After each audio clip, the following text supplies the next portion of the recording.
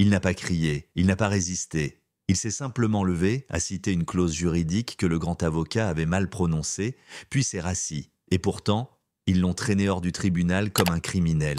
Devant tout le monde, devant le juge, devant la presse, comme si sa seule présence dérangeait l'ordre établi. L'homme s'appelait Jérôme Baudin, du moins, c'est ce qu'indiquait le badge qu'on lui avait arraché, avant que le système ne clignote bizarrement, comme si son nom n'avait jamais existé. Tout a commencé dans une salle d'audience de Saint-Denis, pendant un procès pour négligence médicale. L'avocat du plaignant, brillant, arrogant, balance à voix haute un extrait de la loi de 1994 sur la responsabilité sanitaire. Et là, calmement, du fond de la salle, Jérôme murmure « Ce n'est pas la clause C, c'est la D. Silence. Glacial. » Tout le monde s'est tourné, l'avocat s'est figé, la juge a froncé les sourcils. Et c'est là que l'agent Duroc, celui qu'on voit toujours se pavaner dans les couloirs, a décidé qu'il fallait rétablir l'ordre. Il fonce sur Jérôme, lui attrape le bras, balance une phrase méprisante du genre « Les vieux comme vous, on les entend trop ces temps-ci ».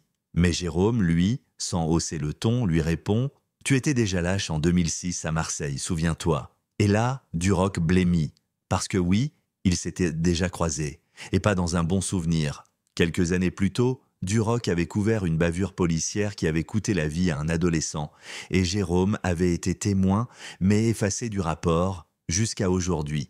Ils l'ont emmené au poste, scanné son visage, ses empreintes, rien, zéro donnée. Puis, les portes se sont verrouillées toutes seules, les caméras se sont éteintes. Un compte à rebours est apparu sur les écrans, 27 minutes, c'est là qu'une femme en tailleur noir est arrivée, accompagnée d'agents sans un signe, sans parole, juste un geste vers Jérôme. Elle l'a appelé par un nom de code 01. Et à ce moment précis, tout a changé. Les systèmes internes se sont figés, les armes des policiers ont été désactivées à distance et le commandement leur a été retiré. 01 n'a rien exigé. Il s'est juste levé. Il incarnait quelque chose qu'aucun uniforme ne pouvait arrêter. Quelques semaines plus tard, une audience spéciale s'est tenue, à huis clos, dans une salle feutrée. La juge a lu les rapports, les vidéos ont été projetées, on a vu Duroc, la rage dans les yeux, frapper un homme sans défense, et Jérôme, 01, debout, digne, silencieux.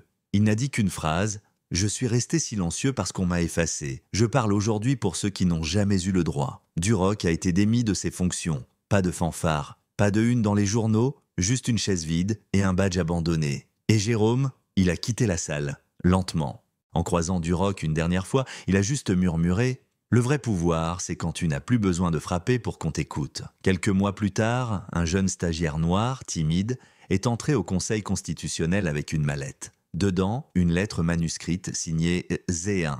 L'histoire ne s'arrête jamais vraiment, vous savez. Alors, dites-moi, quand la loi se tait, qui parle pour la justice ? Est-ce qu'on doit toujours suivre les règles ou parfois les briser pour les réécrire ? Partagez vos pensées dans les commentaires. Ce débat, c'est à nous de le faire vivre.